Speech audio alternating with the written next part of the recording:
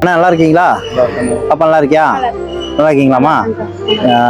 எதுக்கு வர சொன்னேன்னு தெரியும் உங்களுக்கு. ஃபீஸை கட்டிடுவோம், ஏன்னா அதனால அவளோட படிப்பு வீணா போகக்கூடாது, நிற்கக்கூடாது. அது இல்லாமல் ரொம்ப கூச்சப்படுறா அப்படின்னு அன்னைக்கு கடைசியாக போகிறப்ப வேற ஒரு வார்த்தை என்கிட்ட சொன்னீங்க. ஸ்கூலுக்கு போகிறக்கே கூச்சப்படுறா, எனக்கு ரொம்ப கஷ்டமா, நீங்கள் கண்ணீர் விட்டது இது பண்ண முடிச்சு. அதனால தான் ஸ்கூலில் கூட இருக்கட்டும், நீங்கள் முதல்ல வாங்க, ஃபீஸை நான் தரேன். ஏன்னா உங்களோட கஷ்டத்து மூலியமாக தான் அவளுக்கு இன்னைக்கு கிடைக்குது. உண்மை தான், அவள் நல்லா படிக்கிறாங்கிறதோட உங்களோட கஷ்டத்துக்காக தான் நான் தரேன். அதனால அம்மா அப்பா நீங்கள் 2 பேரும் சேர்ந்து போய் கட்டினாதான் அதுக்கு மரியாதை.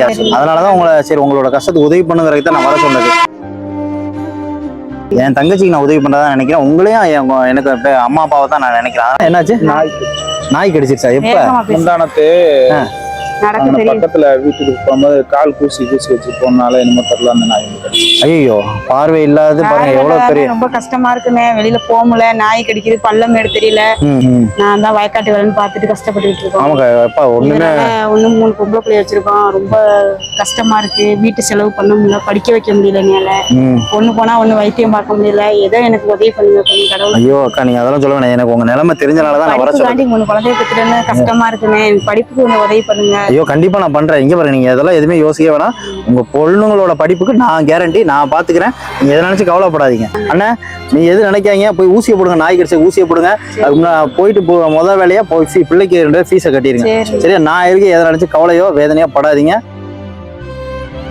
எனக்கு அதோட உங்களை சாமியா தெய்வமா நினைக்கிறேன். நீங்க பார்த்து செய்றீங்க, பெரிய வார்த்தை வேண்டாம். அண்ணா இந்தாங்க, உங்க கையாலே உங்க பொண்ணுக்கு உள்ள ஃபீஸை நீங்க உங்க கையாலேயே போய் கட்டிருங்க. என் பொண்ணு நல்லா படிக்கிற அப்படின்னு மட்டும் சொல்லுங்க, எனக்கு வேற எதுவுமே வேண்டாம். சரியா? உங்களோட கஷ்டத்தை நினைச்சு படிக்க சொல்லுங்க. பாப்பா நீ நல்லா படி, சரியா?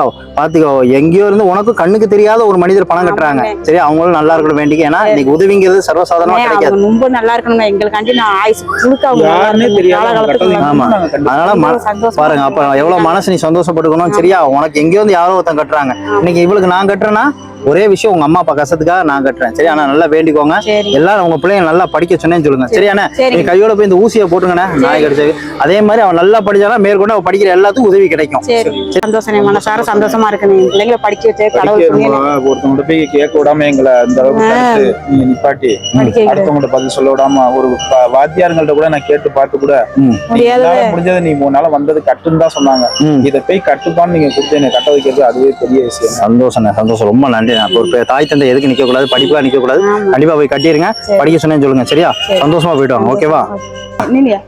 இது உங்க குடும்ப செலவுக்கு. சரியா? சாப்பாட்டுக்கு, அரிசி வாங்குறதுக்கு எல்லாத்துக்கும் நீங்க வச்சுக்கோங்க. பரவாயில்லக்காரன், பரவாயில்ல. நீங்க சாப்பிட்டு நீங்க ஆரோக்கியமா, நீங்க 2 பேரும் சந்தோஷமா ஆரோக்கியமா தான் உங்க பிள்ளைங்க நல்லா இருக்கும். அதுக்கு தான் பணம் வச்சுக்கோங்க. ஃபீஸையும் போய் கட்டிடுங்க. சரியா? பாத்துக்கோங்க.